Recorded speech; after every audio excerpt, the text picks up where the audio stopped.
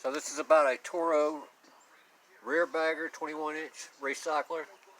This is old school. See, it's got the controls up here. It's got the 3 on the tree. I doubt that even works, but the cable's probably froze up. But let's get down here and look at the model number. There you go. 2622. That's a 1988 model. So 88, you can see it had the overhead valve GTS engine on it.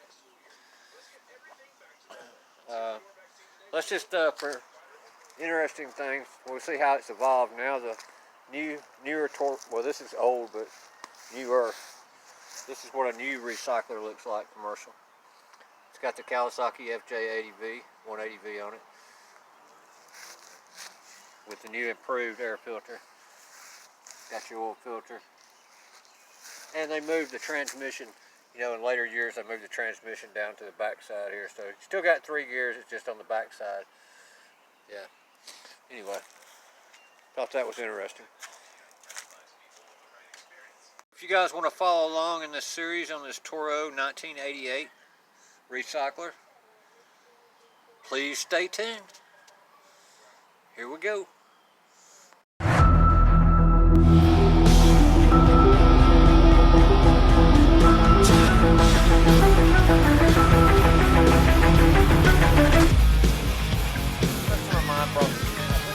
Customers actually gave it to him. It was sitting around. Like I said, it's a 1988 Toro recycler. He likes these old school stuff. He's kind of old himself, kind of like me. Old and tired. But before we go anywhere with it, let's just see if we can get it to hit a lick. See if it's even worth messing with. So we're gonna take the air filter cover off. Take the air filter out. I'm gonna put some gas in the thing here and see if we can get it to hit a lick.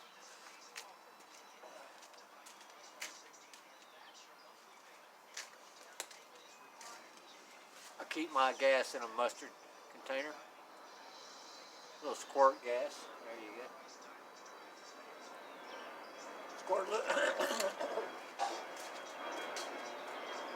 Alright. We'll give her a couple pulls. Give her a couple pulls and see what happens.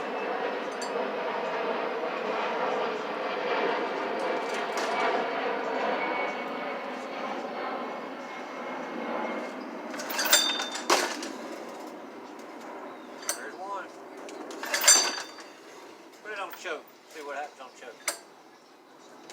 Turn this way. Oh, no. That's it. Oh, it may not fire up at all. Who knows?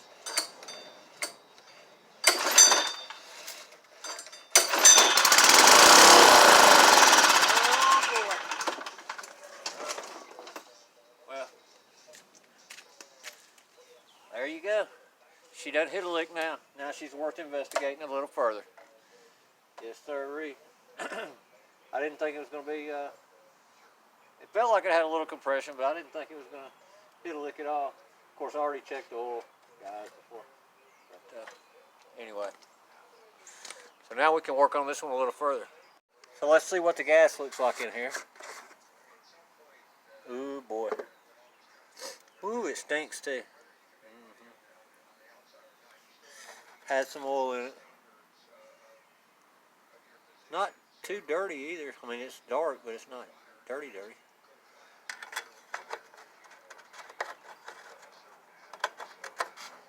Air filter, you know, not bad. It's not falling apart yet. So, we got it to hit a lick. And I hadn't worked on one of these in a while, so what we're going to do now is we're going to take this air filter base off and get this carburetor off here, and I'll be back with you as soon as we see what the carburetor looks like. So, I don't know if you can see, it's got these big old long studs. It's a 10mm nut, but I'll be dogged. I couldn't find my deep well 10mm. So I had to do it the old-fashioned way, get me a wrench and loosen them up with a hand wrench. And I'm going to spin them off the rest of the way by hand. We're going to see what this carburetor looks like. I don't know where I found my 11. Imagine that. Got the 11, got the 9, got everything in the standard too, except for a 3/8, which would have worked. So, anyway, that elusive 10, but it's in the deep well this time. Alright. So let me get this off and I'll get back with you. Quick tip, you know, you can always take your wrench on these long ones like this or whatever, and you can put it in there and use it like a, I don't know if you can see that. Use it like this and be able to turn it off like that once you get it broke free. Anyway, just a quick tip. We got the fuel line off, we got it tied up. Boy, that gas smells like, I don't know if it kind of smells like turpentine. If you guys know what turpentine smells like. Kind of smells like a little turpentine. Alright, so let's try to get the rest of this, get this carburetor off. Z-bend. Ooh, look at that. I want to show you. That's pure water right there. See that, how it bubbles up when you dump it out? Look at that. That's pure water in that bottom of that carburetor bowl.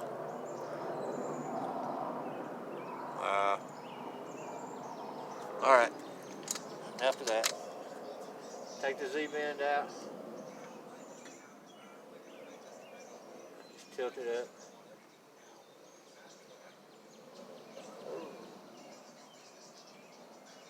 Yeah, that return spring is stuck on here. It is there. You know, I said it might be missing the return spring, but the return spring's there. It's just it's froze to the shaft. Anyway, so we got that. Got another metal gasket. Or this one's not metal. This is, but it's a lot more healthier than today's gaskets come. Put it that way.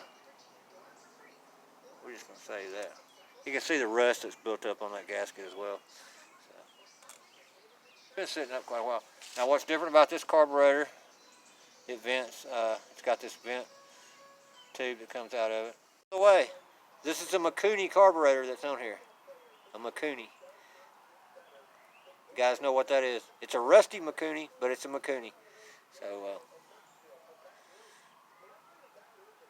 we'll move on to the next segment of this video.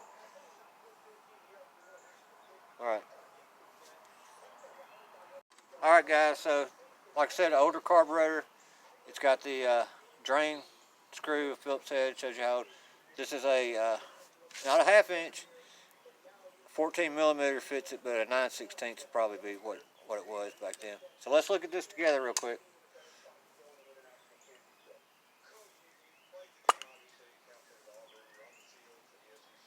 Rust.